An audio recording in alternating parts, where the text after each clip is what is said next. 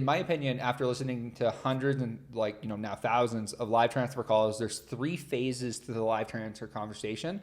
And there's three phases that me and Sharon have worked on to essentially really understand and really dig deep into like what it is the buyer, what it is the seller wants to do. So there's a lot of like scripts out there that just don't work and they make me vomit. Like they just don't work. Like human psychology, there's a script out there that me and Sharon were having a conversation the other day. I'm like, that triggers sales resistance immediately. So when one of your team members gets a live transfer call, one of the most effective live transfer, and I'll share this in your Slack. I'll get somebody to share this in your Slack channel, an example of a good live transfer call we haven't already. But there's three phases to an effective live transfer call. The first phase is what we call chunk up, chunk down.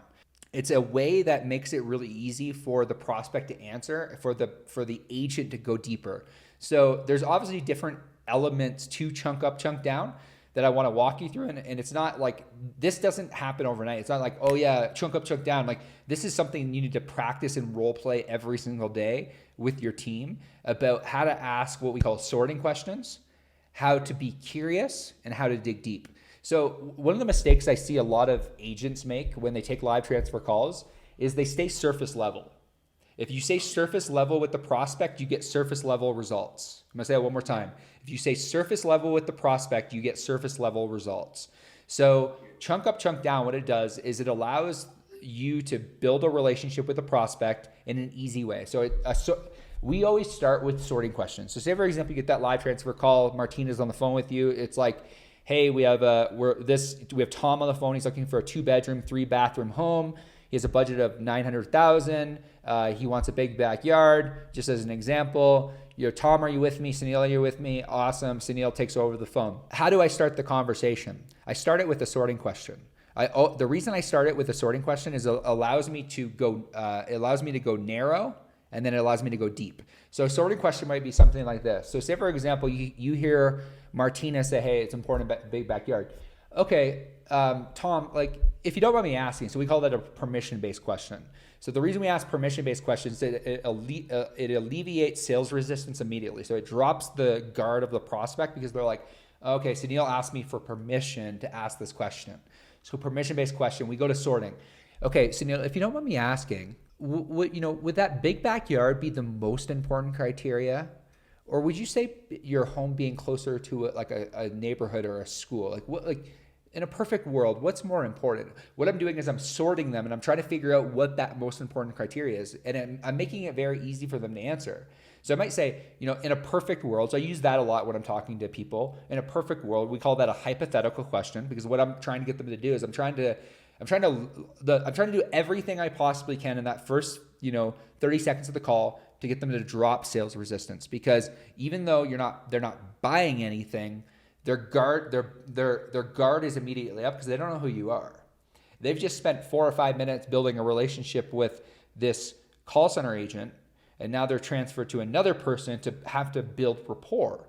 So the best way that your agents can continue the rapport building is to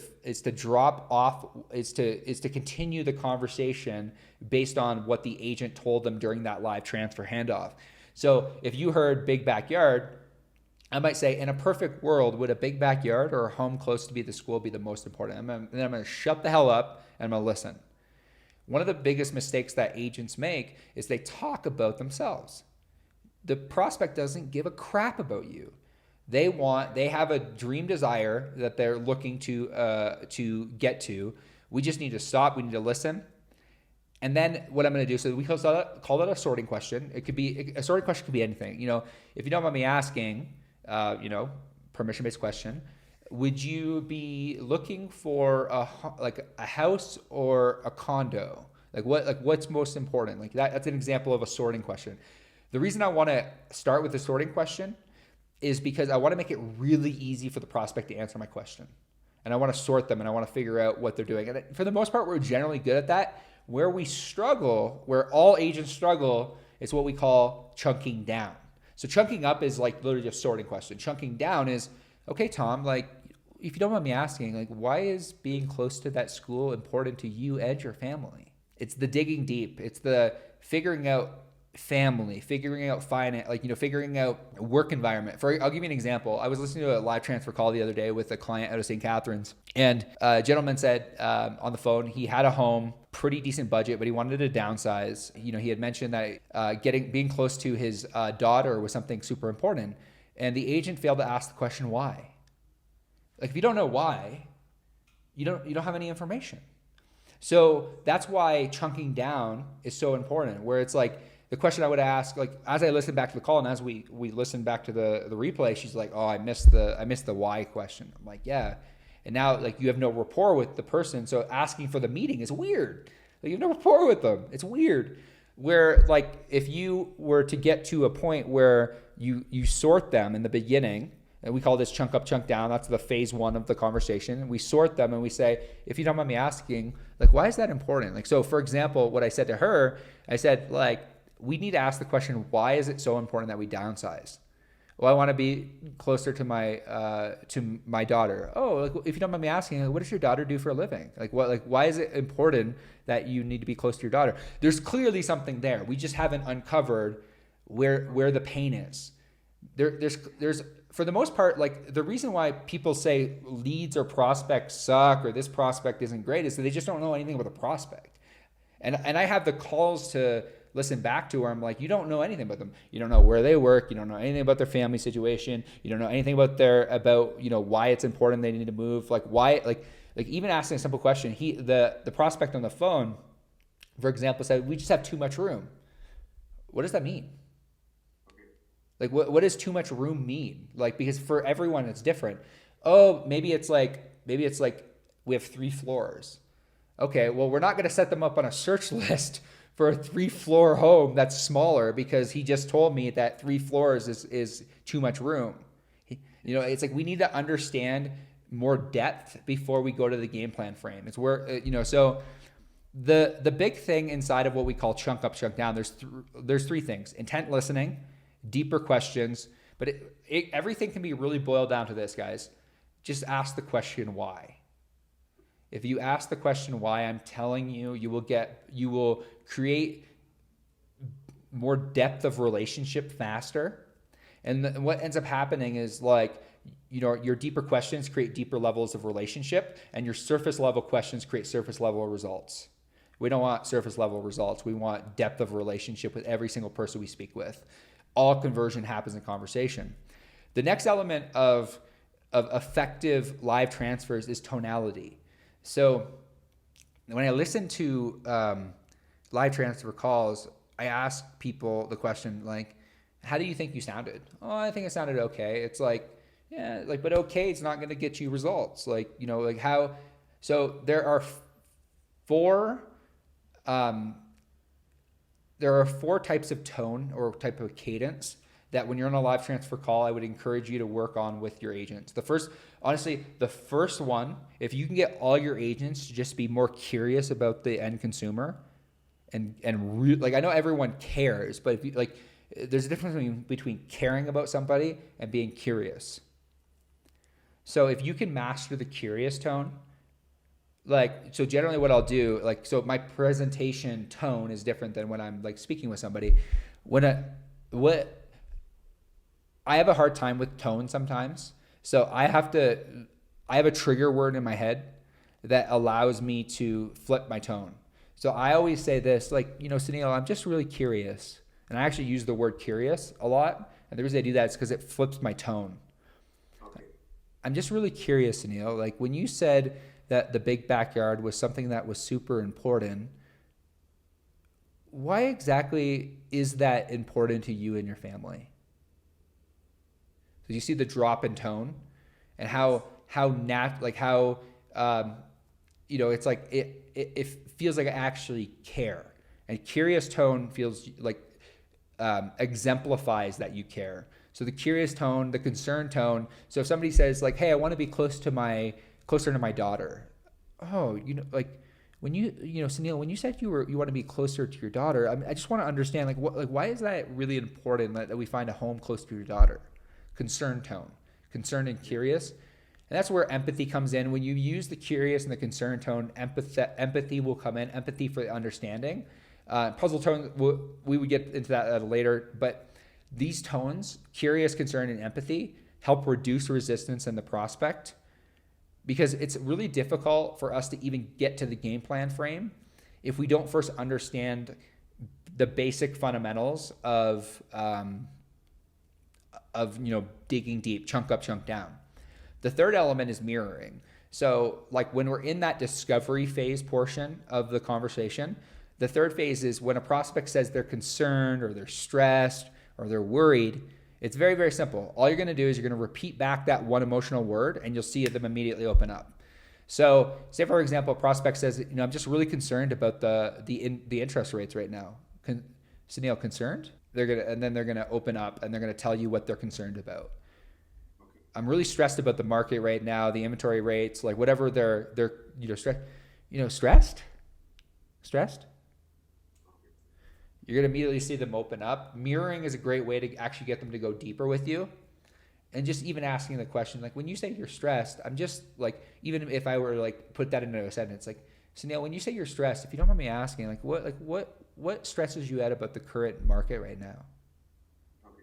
And then they're gonna tell you how they're actually feeling, which then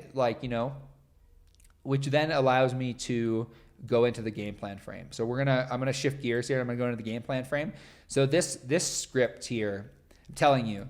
So the stats that you guys should be tracking weekly. So like I would, from the team, be getting how many live transfer calls. So looking at your stats weekly and saying, okay, if I got 20 live transfer calls and 15 were successful, I should have 8 to 10 in-person meetings. So the stats we're looking for, the stats our top agents are producing right now is out of 10 live transfers, 4 to 7 should go to an in-person meeting. And you should see 1 to 3 closings or 1 to 3 contracts out of those 4 to 7 in-person meetings. So there's an element of tracking on the back end that, Sunil, I would encourage you to sit down with your leadership team weekly and say, okay, we had 10 live transfers this week. 10 successful, we spoke to 10 people this week. Out of those 10 people, agents, did we get at least 4 to 7 in-person meetings? If not, then we need to do some work and we need to figure out what happened. And even you saying, hey, can I listen to these last couple of calls and figure out like where is the gap happening? Because the gap is not with the prospect, the gap is in what we're saying. Because we're not using the game plan frame right now. So I'm telling you guys, if you use this script, and I would use this script even with not just the live transfers, I'm telling you, if you do, we have a lot of clients that use the 3-step phase. So when you get through the portion of the discovery, so we call it chunk up, chunk down, there's a transitionary period that a lot of people they might ask you questions and they'll be like, hey, I'll follow up with you within a couple weeks. Hear me, never leave a call without scheduling another meeting. Never leave a call without scheduling a follow-up meeting. You will lose the prospect. Never leave a call without scheduling a follow-up meeting in person, over the phone, over Zoom. Never leave a meeting without scheduling a follow-up meeting. There was a stat that they recently published for every week that somebody doesn't make a decision, they forget certain elements of, I think it's by like 15%. There's a reason a stat published where it's like every week that goes by, they forget the information you gave them by 15%. So we're just forgetful people. So the transitionary period that allows us to go from I've heard this is where the mistake happens. Is I've heard a lot of people just go right into this out of the live transfer call, and it doesn't work. Like you're gonna have a really high no-show rate because you haven't built any rapport with the prospect. So that's why you need to build rapport. That's why I always say start with chunk up, chunk down, and then move into the game plan frame. I heard a really great transition the other day. So we have a client out of Ottawa, and he the purpose of this portion of the script, you can't ask for the meeting makes no sense unless you set the context for the meeting. So that's why I always say you have to go to the we call the pre-frame to asking for the meeting. So you could say something like this, Sunil, has anyone, if you don't mind me asking, has anyone taken the time to walk you through the top 3 things you need to consider in order to win in the pre-construction market, specifically here in Toronto? that like where the market has been a little bit volatile over the last couple of years, and interest rates and inventory and all those things that kind of have gone like into the factor of whether people buy home. Like, has anyone taken the time to walk you through the three most important things when you are ready to buy? And 99% of the time they're gonna say no, because like just for the most part, people, the conversations are like, oh great, awesome, call me whenever. Like the real estate agents say, call me whenever you're ready to buy it, and like it's just like our goal is to get them from phone to in-person meeting. So you just say pre-construction, just add that when you're ready to buy pre-construction. And then what you're going to say is, why don't we set up a time to meet in person for a cup of coffee at, like, let's say Huron, Ontario. And before the coffee gets cold, we can create a game plan around the three most important principles to ensure that you're able to make an informed, intelligent decision when you are ready to buy. Would weekdays or weekends work better for you, Sunil? One other thing I want to mention as well is try to get your agents to use the prospect's first name as much as you possibly can, because when you hear your name, it breeds familiarity. So when I'm on calls, I try to use people's names as much as I possibly can, because it helps drop sales resistance and breeds familiarity. So when I say, like, Sunil, has anyone taken the time to walk you through the three most important things that you need to consider in order to win in the market, in the pre-construction market, when you're ready to buy? And like, it's important that your agents understand ums and ahs are okay. We're not in presentation mode. So even like slowing down, like one of the biggest mistakes I see a lot of agents make, and because generally they hear me in presentation mode, they don't hear me actually on the phone, but slowing things down. Like, Sunil, has anyone taken the time to walk you through the three most important things that you need to consider in order to win in the pre-construction market when you're ready to buy? Wait for the response, and then the next portion of the game plan frame is, why don't we that? So why don't we set up a time to meet in person for a cup of coffee at Huron, Ontario before the coffee gets cold?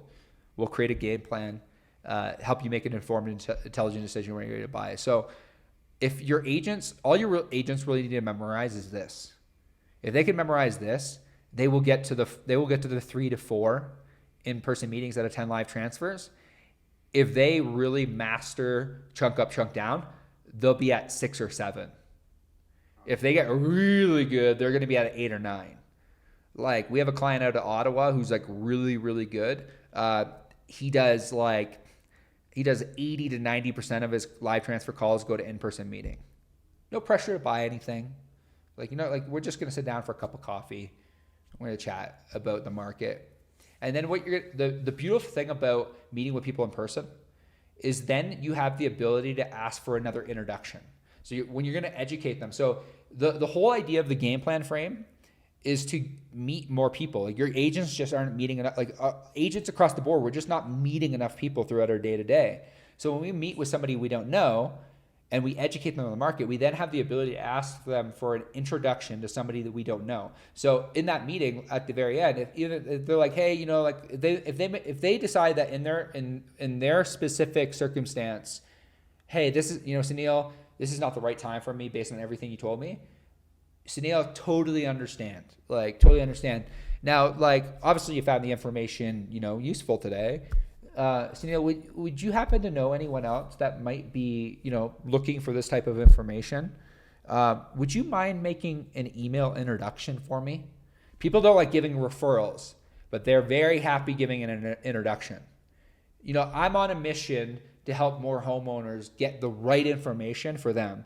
And like, you're not ready today. That's totally okay. That's the whole idea of this conversation today. Sit down and figure out whether you're ready or not. But then I have the ability to ask for an introduction, because now I've led with value. The last thing I want to kind of close out with here is like how to ask for the meeting. So a lot of people, like some of our clients have said, like, okay, I asked for the meeting. How do I tie it down? How do I get them to actually show up to the meeting? This is what I call the tie down. So ask for the meeting. So I said this earlier, never leave a meeting without setting a follow-up meeting. Asking, would mornings or afternoons work better? Is the Starbucks on Huron, Ontario close for you? Awesome, it is. Okay, how about we do 3 p.m. on Friday? Amazing. Now, before I let you go, are you a drip coffee or a latte kind of person? Now what I'm doing is I'm tying them down because I'm saying, awesome. And then ask them like, oh, what type of latte? Oh, I drink vanilla latte. Amazing. What I'm going to do for you, Sunil, is I'm going to have a vanilla latte ready for you. My treat on Friday. Again, want to thank you for the opportunity to even sit down with you, kind of chat with you about the market. I'll have a vanilla latte ready to go for you at 3 p.m. I'm going to send over a calendar invite for you too. Really looking forward to chatting with you.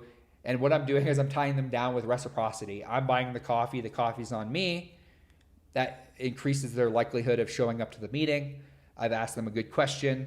I'm gonna have a vanilla latte ready. If I no-show that meeting, I'm gonna feel very guilty about the fact that Sunil bought a $5 latte, even though it's $5. Like, who wouldn't pay $5 to get a potential $10,000, $20,000 commission?